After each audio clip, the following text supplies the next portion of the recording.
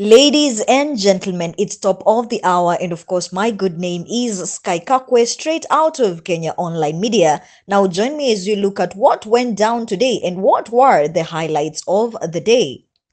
Stivo Simple Boy's manager today has been able to reveal shocking details about his relationship with Stivo Simple Boy, also distancing and clearing the rumors that have been taking rounds on social media that he takes advantage of Stivo Simple Boy.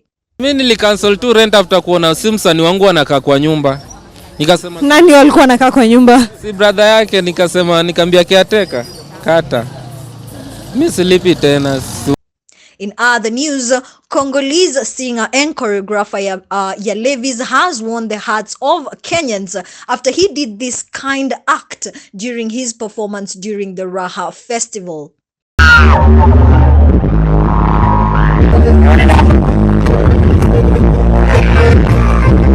Obinna today has been able to talk about his encounter with Churchil, saying that he was able to do an interview with him, but later was disappointed by Churchil and his producer.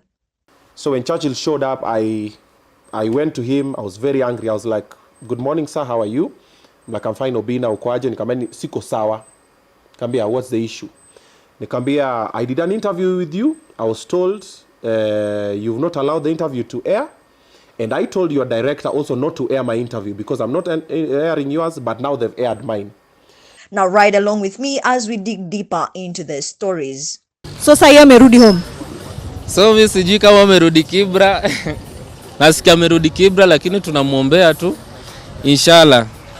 Kenyan artist Stivo Simple Boy's manager, known as Chingy Boy, has come forward to finally set the record straight and clarify the rumors that have been taking rounds on social media. Now, in an interview with Nyaga Eve from Kenya Online Media, Chingy Boy was able to answer a few questions and make fans understand what they were actually speculating. Now, these rumors were drawn from a certain interview of 10 over 10, whereby Stivo Simple Boy actually collapsed during his performance. Since then, people have been invested in Stivo Simple Boy's story, with most saying that he does not eat well and that his manager is taking advantage of him and taking his money. Now, Chingy Boy decided to do an interview to tell Kenyans the side of his story. Chingy Boy, first of all, was able to clarify and confirm that Stivo Simple Boy went back to Kibera, whereby he moved from his Buruburu home where he was staying. So ndo mimi nikasema nimechoka after kutry kufuatilia Stivo, sipati access yake, ikienda sijui wapi kwa nyumba napata ni mandugu zake wako huko kwake Buruburu. So roho yangu ikachoka, nikaanza feel nimechoka. Maana yake mimi pia ni kijana mdogo anajitafuta. And nilikuwa na side ya Stivo, na ukumbuke Stivo ni yeye alinitafuta, si mimi nilienda nikamtafuta. So mimi nilikuwa na try kumsaidia nisimdisappoint kijana, manake aliniaminia, alibelieve in me.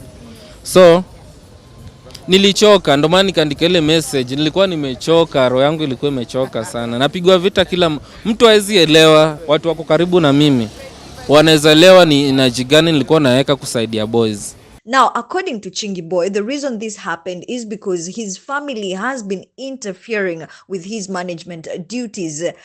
Chingy Boy was able to say that he used to pay for his Buruburu apartment until he realized that every time he goes to Stivo Simple Boy's house, he does not find him, and even if he does, his family stops Stivo Simple Boy from meeting up, or rather seeing Chingy Boy, something that did not sit well with him until a point whereby he decided to stop paying the rent. Ni ukweli alikuwa amefichwa na the brothers? Si walikuja wakampeleka Kibra, nikataka Stivo hao sawa wakimtafuta kina Trevor kina nani. Si alikuwa Kibra. Na kuna mtu yote alikuwa anataka nimreach na patwa sijui ngojea 2 weeks. Kumbe wakienda kwa meeting zao wanasema wanitaki.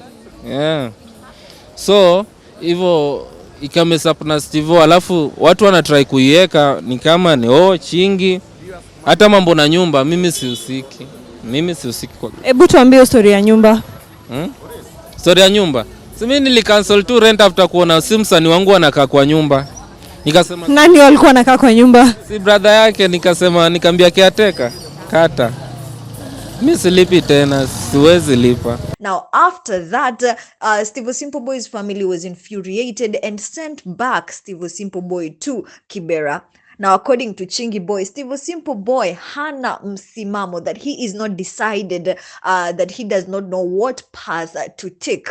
Now, talking about Director Trevor's help, because you all know after Stivo Simple Boy collapsed during the 10/10 show, Director Trevor the following morning took to social media to announce that he is ready to help Stivo Simple Boy and that he has seen his weaknesses and strengths, saying that he is better at content creation than doing music. Trevor alikama utakisema anataka kumsaidia Stivo Simple Boy na akina Obinna na Pretty pia as well, and anyone else who came out. Wanasema he is good, anaweza fanya content creation. Are you of the same opinion?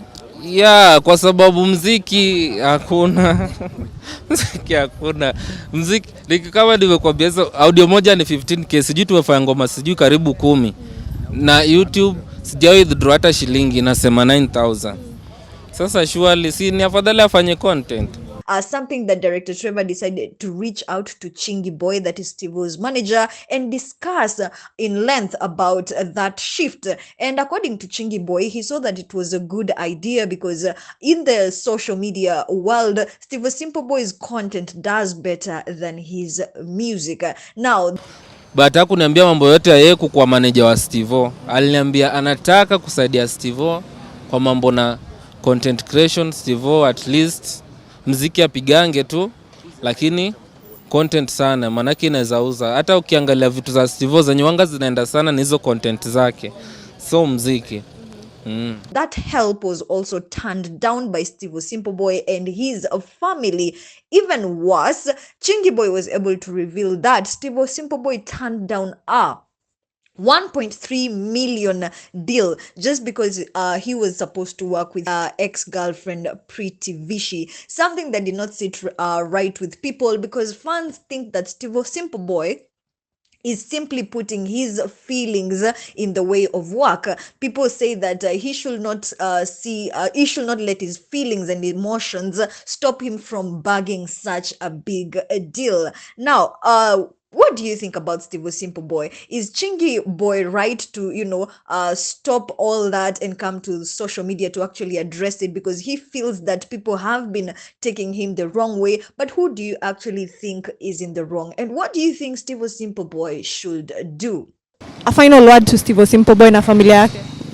Okay, mimi tunaweza ambia Stivo hivi.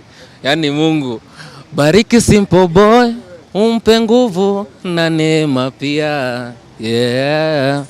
O Baba fanya upendavyo. Yaani Mungu afanye tu vile anapenda kwa Stivo Simple Boy. Ambariki, ampatie neema, ampatie favor na amwepushe kwa watu wanampoteza, amweke kwa light kwa sababu watu watachoka na yeye. Na Stivo ajue miaka inasonga, miaka ikai hapo. Na Stivo Simple Boy mwingine anakreatiwa. So opportunities zako nazo ache kuharibu akikuja kila saa kwa Kenya. Na though sasa hajakuja eti anatumiwa. Sasa ni stories zingine zinakuja. So Stivo acha kusikiza watu. Wewe kwanza jikreatie ni nini unataka. Wewe kama wewe kwa maisha yako. Ni nini unataka? Age yako inasonga, uko 34 years, unaelekea 40. Unachoka. Utaisha. Ukishaisha sasa hakuna mtu atakuwa anataka hata kukuona hata kupiga picha nawe. So jua kitu unataka na life yako. In other news, okay, ulitoa wapi courage, ya kusema kwamba, wacha nipande stage? I mean, it's not something that is easy. So first thing, he called me for the first time and then I didn't go. Yeye mwenyewe alikuita? Yeah, he saw me and he was like, oh my God. And then I was like, you want to come on stage? I was like, no. And then my friends were like, just go. Wakaniinua. So that's how I found myself. Congolese vocalist and artist Levis seems to have left an incredible mark in the hearts of Kenyans after an incredible and electrifying performance during the Raha Fest. Even better, a viral video of him has taken rounds on social media whereby he actually stopped his performance to assist a fan who got an asthma attack. Now, this is something that has left Kenyans in awe, talking about how amazing of a singer and also kind-hearted.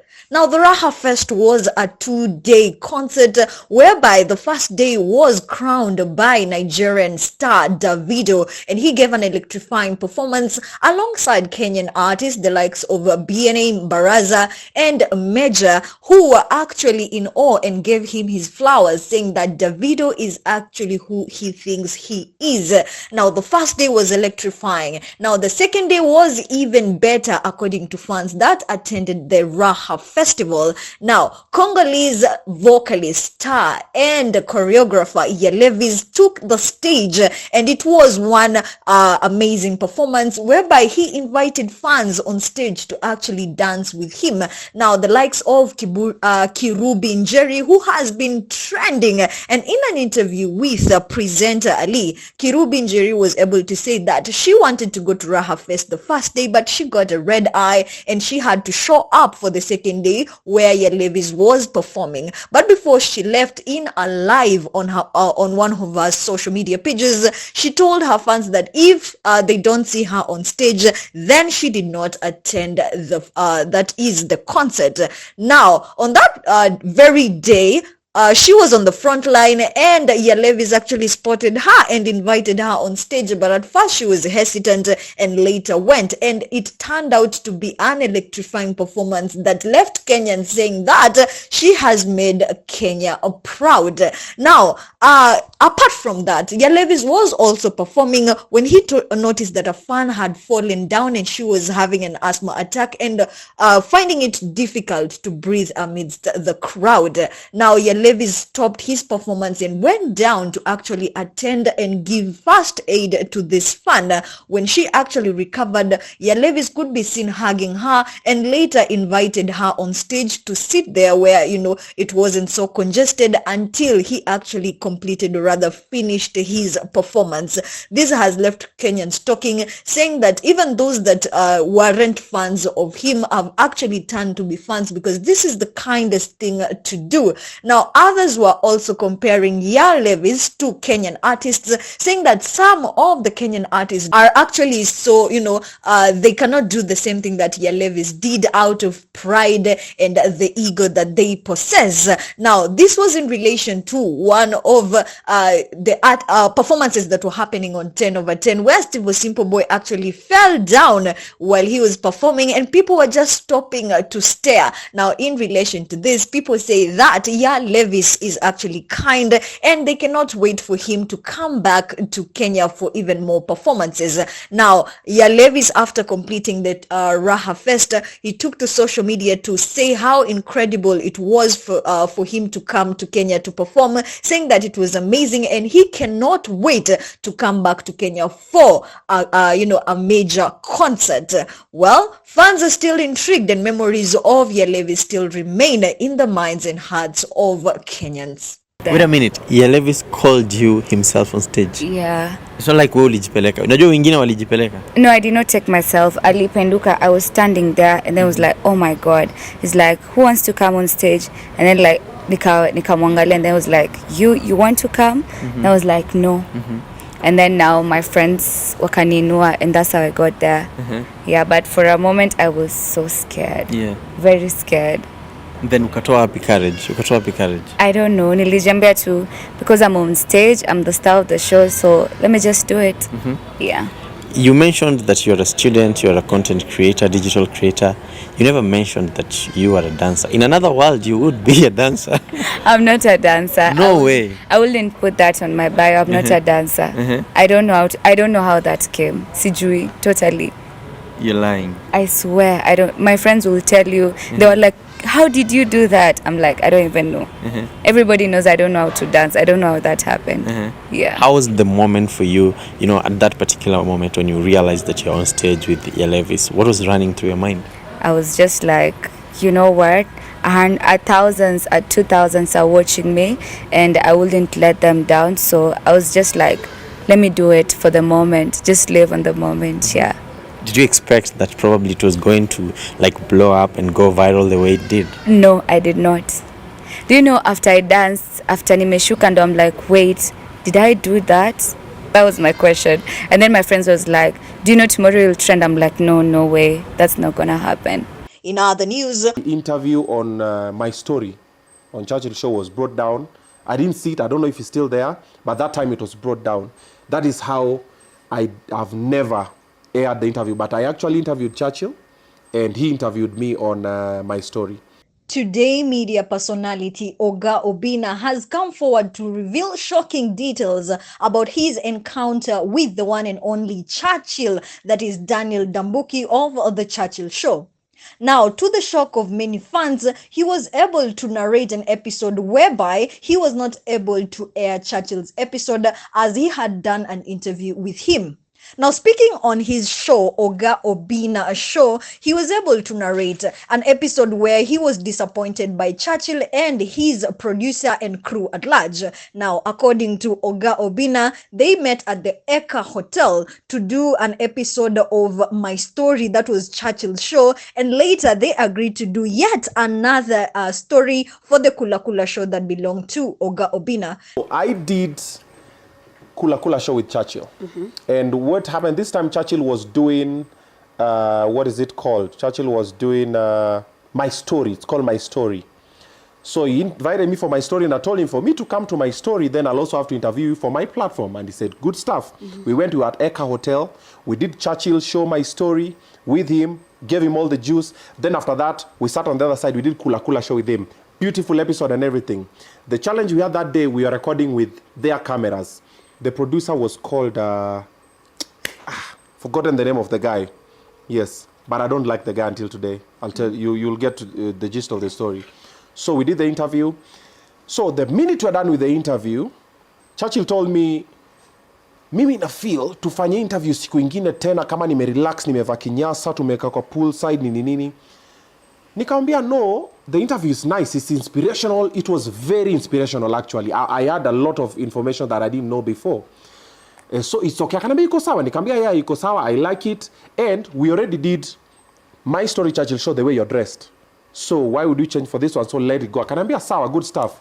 Chukua namba ya producer, you guys you'll go copy the footage and everything. Kachukua namba producer, walikuwa na studio huko side ya Garden City. I've forgotten the name of that producer. The following day, I'm calling the producer, is not picking. Now, at that time, Oga Obinna was working at Kiss, FM, and they did a story later for Ndambuki to actually say that he did not like how the interview was done and the whole episode, saying that it will be better if they met another day to shoot that Kula Kula episode whereby he was in shorts and all that. Now, Obinna confirmed that the episode was okay, and he said that Churchill's story was actually very inspiring, and he said that it's okay. Now, Churchil Ndambuki said that he should exchange contacts with this producer, that he will share the footage later on. According to Obinna, 3 days passed as he was calling the producer, all to no avail, and he decided to actually show up at their offices at the Garden City area. Now, going there, he was told that Churchil had specifically given instructions that Oga Obinna should be given the footage. Now, this is something that angered and infuriated Oga Obinna, and he decided to actually face Daniel Ndambuki, that is Churchil, the following day during their shows.